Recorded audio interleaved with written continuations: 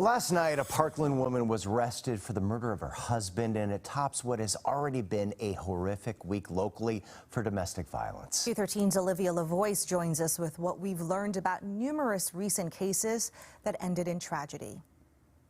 This week, we've covered 2 severe assaults and 2 homicides that involved the victims and the suspects being involved romantically. And in one case, a beautiful young woman was killed in a crime prosecutors are calling, quote, horrifically violent.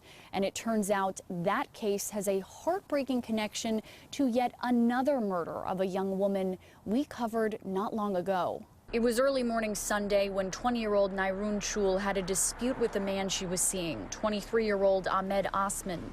According to reports, Osman began attacking Chul before she and her cousin were able to leave his Kent apartment.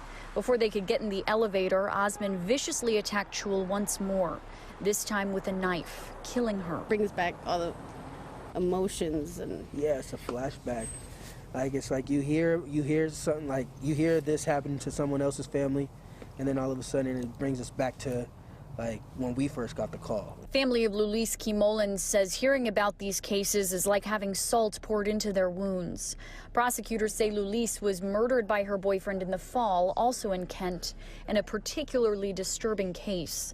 This week alone, the Kimolans have had to hear about a young woman severely beaten, allegedly at the hands of her boyfriend, a former Seahawks player.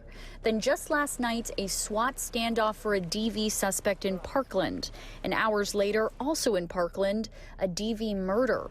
But none hit home like the murder of Nyrun Chul. they knew each other. Yeah. And it's so crazy that, yeah, you know, they went to school together, they know each other, the same crowd of, you know, kids playing together. Yeah. And now, you know, they lost 2. Yeah.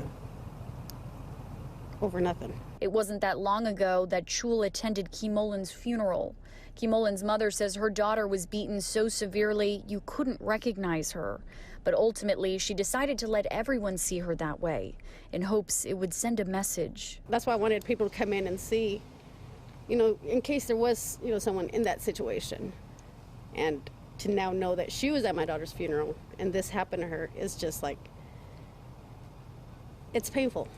Very painful. Life will never be the same for both families.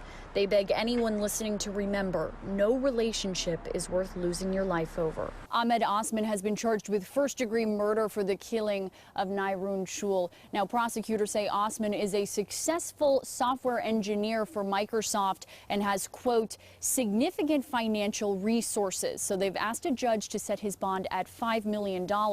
His next court appearance is scheduled for next month. Now, prosecutors tell us in King County alone, there were more domestic violence homicides in 2020 than there have been in over a decade. They say the numbers continue to be alarming, and they say if you're a victim, please get help before it's too late. In Kent, I'm Olivia LaVoice, Q13 News.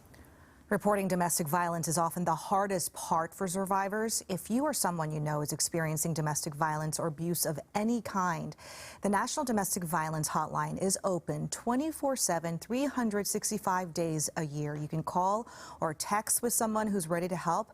That number is on your screen. That's 1-800-799-SAFE. You can remain anonymous and all of your information is confidential. Help and support are out there.